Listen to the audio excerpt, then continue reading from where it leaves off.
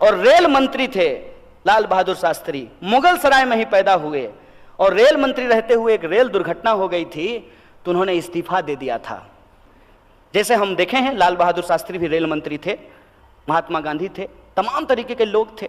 क्या ये भरोसे के काबिल हैं? इन पे भरोसा किया जा सकता है? और मैं आपको विश्वास दिलाना चाहता हूं कि आपको रेल मंत्री का नाम भी याद नहीं होगा, क्योंकि कोई भी मंत्री अपना काम करेगा तब तो उसका नाम आपको याद रहेगा। अब देश का प्रधानमंत्री जो है वो विदेश मंत्री का काम कर रहा है, दुनिया घूम रहा है। एक लाल बहादुर शास्त्री थे, वो रेल जो है ट्रेन नहीं चला रहे थे, ट्रेन जो है ट्रेन का ड्राइवर चला रहा था। लाइनमैन का काम है लाइन चेक करना, लेकिन रेल मंत्री ने जिम्मेवारी लेते हुए कहा कि हम इस्तीफा देंगे क्योंकि हम रेल मंत्री हैं, हमारे राजकाज में रेल की दुर्घटना हुई है।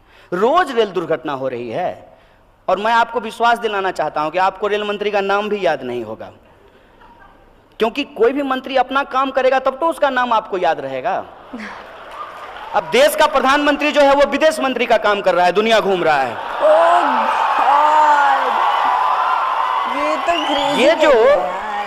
ये जो सिचुएशन है, इस सिचुएशन को आप देखिए और आप समझिए कि सच क्या है, झूठ क्या है, हर बात को कैसे ट्विस्ट किया जाता है। ये किसी दिन स्टेटमेंट आएगा मोदी जी का, मोदी जी जैसे कह रहे हैं ना कि इतने सालों का गड्ढा है, 70 साल में कांग्रेस ने जो है इस देश को लूट लिया है, तो उसको ठीक करने में वक्त मिलेगा। एक तो 70 साल जब ये बोलते हैं तब जो है ये उसमें बीपी सिंह को भी जोड़ लेते हैं, अटल बिहारी वाजपेयी के 6 साल को भी जोड़ लेते हैं, और इनका ये मानना है कि अटल बिहारी वाजपेयी का जो 6 साल था उसमें भी कोई काम नहीं हुआ था।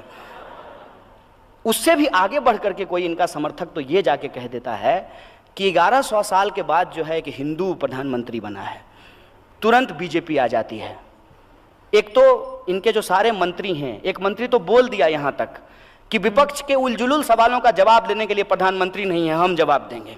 ओहो, तो कानून मंत्री का जो सवाल होगा उस पे गृह मंत्री बोलेंगे, गृह मंत्री के सवाल पे वित्त मंत्री बोलेंगे, वित्त मंत्री पे रक्षा मंत्री बोलेंगे। ये है इन लोग का। कोई भी मंत्री अपने मंत्रालय से जुड़ा हुआ बात नहीं बोलेगा, प्रेस कॉन्फ्रेंसेस भी बाकी दुनिया भर की बात बोलेगा। और वो राजनीतिक मूल्य आज कहां पहुंच गया है? वो राजनीतिक मूल्य वहां पहुंच गया है कि पहले 2.5 साल तक जेटली जी ने बताया नहीं कि माल्या से वो मिले हैं, बताया कि माल्या से मिले हैं, हे भगवान, इंतजार करते रहे। सेटिंग किया होगा कि माल्या को मत बोलना यार कि तुमसे मिले थे, सेटिंग एंड ऑल। माल्या कहा कि नहीं, पैसा तो हम लेकर के आए हैं, हमको वापस देश बुलाओ। बोला अभी आओगे, चुनाव है यार, सब गड़बड़ हो जाएगा। तो माल्या ने कहा कि नहीं हम मिले थे। जब माल्या ने कहा कि हम मिले थे तो जेटली भी बोले कि हाँ हम भी मिले थे, थोड़ी देर के लिए मिले थे। एक मजेदार बात आपको बताता हूँ। लाल बहादुर शास्त्री संविधान लागू होने के बाद 1952 में, संविधान लागू होने के बाद देश के पहले रेल मंत्री बने 1952 में, और लाल बहादुर शास्त्री रेल मंत्री बने। इत्तेफाक देखिएगा, पैदा कहाँ हुए? मुगल सराय में। मुगल सराय स्टेशन का नाम बदला गया, किनके नाम पे रखा गया? दीनदयाल। क्या थे दीनदयाल उपाध्याय? रेल मंत्री थे, वित्त मंत्री थे, प्रधानमंत्री थे देश के। किसान आंदोलन में शहीद हो गए थे क्या? कि मजदूरों के आंदोलन में शहीद हुए थे? हिंदू मुसलमान का जो खेला चल रहा है उसके लिए एक सुटेबल नाम है दीनदयाल उपाध्याय। मुझे माल्या पे भरोसा नहीं है, बिल्कुल भी भरोसा नहीं है। जो 9,000 करोड़ रुपया लेकर के भाग जाए उस पर कैसे भरोसा कर सकते हैं? कोई मेरा 9 रुपया लेकर के भाग जाएगा, हम उस पर भरोसा नहीं करेंगे, वो तो 9,000 लेकर के भाग गया है। सही बात। हम अपने देश के वित्त मंत्री पे ही भरोसा करना चाहते हैं। मेरे जो है एक मित्र ने हमको एक दिन इनबॉक्स किया, बोला कि एक भाजपा का स्पोक्स पर्सन आता है, डॉक्टर कहता है अपने आप को। तो बोला उससे पूछिएगा कि 2 जोड़ 2 बराबर कितना होता है, तो पहले चेक करेगा कि कांग्रेस के वक्त में कितना होता था। अरे तब भी 4 होता था, अब भी 4 होता है और आगे भी 4 होगा, इसमें क्या दिक्कत है? हर बात के लिए बात को गुमराह कैसे करना है? तो वित्त मंत्री के बचाव में आई भाजपा, और भाजपा ने कहा कि नहीं, उस दिन तो वित्त मंत्री पार्लियामेंट गए ही नहीं थे। ये कैसे इस्तेमाल कर रहे हैं? सब कुछ कहेंगे गांधी जी महान आदमी थे, गांधी जी अपना पखाना साफ करते थे, गांधी जी सादा जीवन उच्च विचार करते थे, और गांधी जी का कोई भी चीज अपने ऊपर लागू नहीं कराएंगे। ना सादा जीवन उच्च विचार लागू करेंगे, ना रूरल इकोनॉमी को लागू करेंगे, ना किसानों की आत्महत्या पे कुछ बोलेंगे, ना गांधी की हत्या पे कुछ बोलेंगे। कोई एक मंत्री, कोई एक बड़ा नेता, कोई एक रेस्पॉन्सिबल व्यक्ति जो खुल करके कहे कि गांधी की हत्या नाथूराम गोडसे ने की, इसलिए हम नाथूराम गोडसे को आतंकवादी समझते हैं, नाथूराम गोडसे को मुर्दाबाद कहते हैं। किसी में हिम्मत नहीं है ये कहने की। और अपनी नाकामी को छुपाने के लिए सारा का सारा दोष जो है वो किसी और के सर पे मढ़ देना है। मसलन कि भाजपा ने कहा कि एनपीए जो है वो तो कांग्रेस के टाइम पे हुआ था, करप्शन जो है वो तो कांग्रेस के टाइम पे हुआ था। कांग्रेस के टाइम पे महंगाई नहीं थी क्या? तब पेट्रोल महंगा नहीं मिल रहा था। अरे किसान आत्महत्या तो कांग्रेस के वक्त में भी होता था। हम स्वीकार करते हैं भाई कि यह सारी समस्या जो है 2014 से शुरू नहीं हुई है, ये हम स्वीकार करते हैं। लेकिन अगर ये आप कह दें कि तू चोर मैं चोर इसलिए चोरी बहुत अच्छा है, ये तो हम मानने के लिए तैयार नहीं है। ये तो जवाब नहीं होता है। इन जो समस्याएं हैं, इस समस्या से ही निजात के लिए लोगों ने आपको प्रधानमंत्री बनाया, नया सरकार चुन करके लाया। नहीं तो वही लोग कंटिन्यू कर रहे होते, क्या दिक्कत है? अरे कम से कम इतिहास तो झूठ नहीं बोलते ना मनमोहन सिंह, पढ़े लिखे व्यक्ति हैं। Exactly. कम से कम इकोनॉमी पढ़े हुए थे, इकोनॉमी समझे हुए थे, तो कोई इकोनॉमिक डिसीजन लेते तो डीमोनेटाइजेशन जैसा ब्लंडर तो कम से कम नहीं किए होते। ये तो होता ना।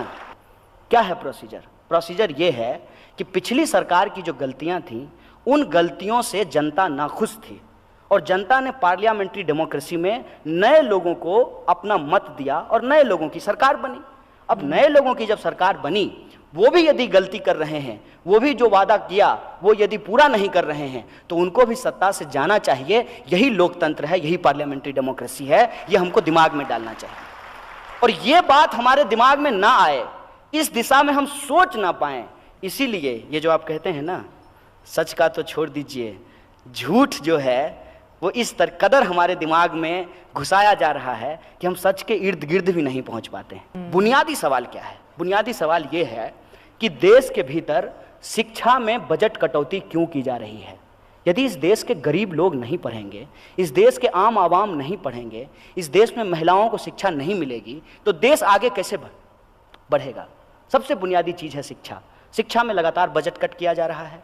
जो किसान हैं, जो सबके लिए अनाज पैदा करते हैं, सबका पेट भरते हैं, प्रधानमंत्री जी के लिए भी मशरूम वही उगाते हैं, किसान ही उगाते हैं, वो किसान आत्महत्या कर रहे हैं, ये सवाल है। मजदूरों को उनकी न्यूनतम मजदूरी नहीं मिल रही है। आए दिन सफाई कर्मचारी गटर में उतर करके जहरीली गैस से मर जा रहे हैं और सरकार के जो समर्थक हैं वो अजीबोगरीब बयान देते हैं कि हिंदू धर्म तो नहीं खतरे में है, लेकिन इस देश में विज्ञान, लॉजिक, गणित, दर्शन, इतिहास ये जरूर खतरे में है। इस तरीके की बातें जो है वो की जाती है। और ये आप मत समझिए कि ये ऐसे ही किया जाता है, ये जानबूझ करके किया जाता है, क्योंकि ये एक डिजाइन है। डिजाइन ये है कि इतनी बार झूठ बोलो कि वो झूठ को ही लोग सच मानने लगे। कि आपको किस तरीके का लोकतंत्र चाहिए? आपको ये लोकतंत्र चाहिए जहां देश के प्रधानमंत्री को प्रधानमंत्री के बतौर नहीं, शेर के बतौर प्रस्तुत किया जाता है। अब बताइए, आप प्रधानमंत्री चुने थे ना, इनके समर्थक कहते हैं कि शेर हैं। हम बोले शेर हैं तो जंगल में क्या कर, मैंने यहाँ क्या कर रहे हैं? शेर तो जंगल में रहता है या चिड़ियाघर में रहता है। एक बात और बोले, एक बार एक ऐसा ही इनका समर्थक हमसे उलझ गया। अमूमन हम उलझते नहीं हैं, लेकिन उलझ गया।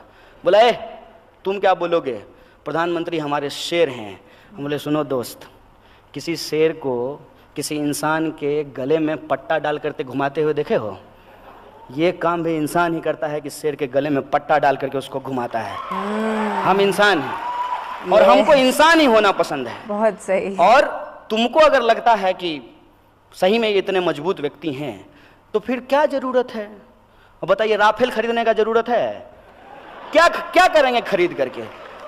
प्रधानमंत्री को बॉर्डर पे खड़ा कर दो, प्रधानमंत्री जो है बोल बोल करके पाकिस्तानियों को मार देंगे। इतना फेंकेंगे, इतना फेंकेंगे, चारों खाने चित, चारों खाने चित। फिर भी अगर 2-4 पाकिस्तानी बंदूक लेकर के इधर उधर बच जाए तो प्रधानमंत्री सलमान खान की तरह शर्ट खोलेंगे, 56 इंच का सीना दिखाएंगे। गांधी के इस देश को हम जिस तरफ लेकर के जा रहे हैं, मैं समझता हूं कि वो रास्ता अंधकार और गड्ढे का रास्ता है।